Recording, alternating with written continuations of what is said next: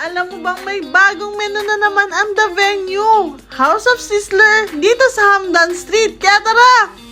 On the way nga tayo sa The Venue. Dito lang siya located sa may Hamdan Street sa likod ng Almaria Mall. Dahil may nabalitaan ako, meron nga daw po silang bagong menu. Kaya tara, tikman natin. Guys, may bagong menu ang The Venue. Kaya tara, tikman natin. At syempre, nandito na tayo sa The Venue para tikman yung mga bagong menu nila. Eto nga pala yung Bicol Express nila. Medyo may pagka-spicy siya ng konti. Bibigay siya ng kick dun sa pagkain. At eto yung pinaka-favorite ko dito sa mga bagong menu nila. Eto yung beef kare-kare. Dahil sarsa pa lang, ulam na ang sarap para sa akin. At syempre, etong beef caldereta nila. Etong beef caldereta nila may cheese, nakikita nyo naman. At ang lasa ng sarsa niya at ang lambot ng beef nila. Lahat ata ng pagkain nila basta luto na may beef, sobrang lambot po. At sobrang sarap, syempre. At syempre, meron din silang boneless fried chicken. Eto, ang sarap nito kasi natikman ko na to. At gustong gusto ko to sa gravy. Alam mo yun, kakain ka na lang ng kain dahil wala ka nang iintinding buto. Bagay na bagay dun sa gravy niya at mapapadami ka talaga ng kain pag ito yung kinain mo.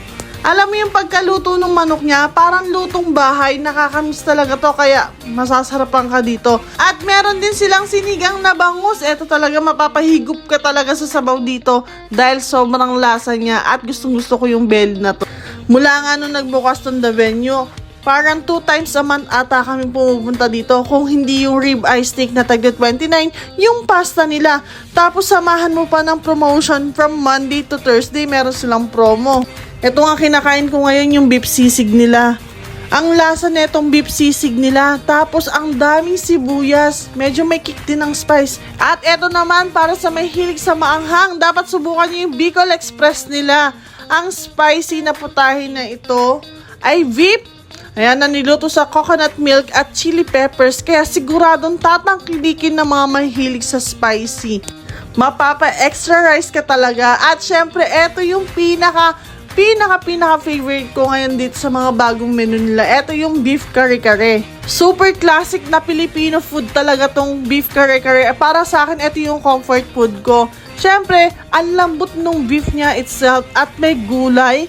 At ang creamy ng sauce niya, yung sarsa niya, na sinamahan pa ng bagoong. Actually, may bagoong to, hindi ko na kinain yung bagoong kasi dun sa sarsa pa lang, ang sarap na.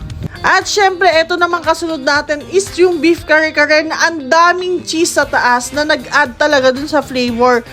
Ang lambot ng beef nila, ang lasa, alam mo yung tomato-based sauce niya talaga, umaangat siya. Tapos, nag-add ng flavor yung cheese niya. Perfect na perfect to pang comfort food at mapaparami ka talaga ng kain dito. At ang ating next food naman ay sinigang na bangus. Syempre, sino ba naman ang may ayaw ng belly ng bangus? Parang lahat naman. Alam mo yung ang asim ng sabaw niya, tapos ang sarap, mapapahigup ka talaga kahit sobrang init.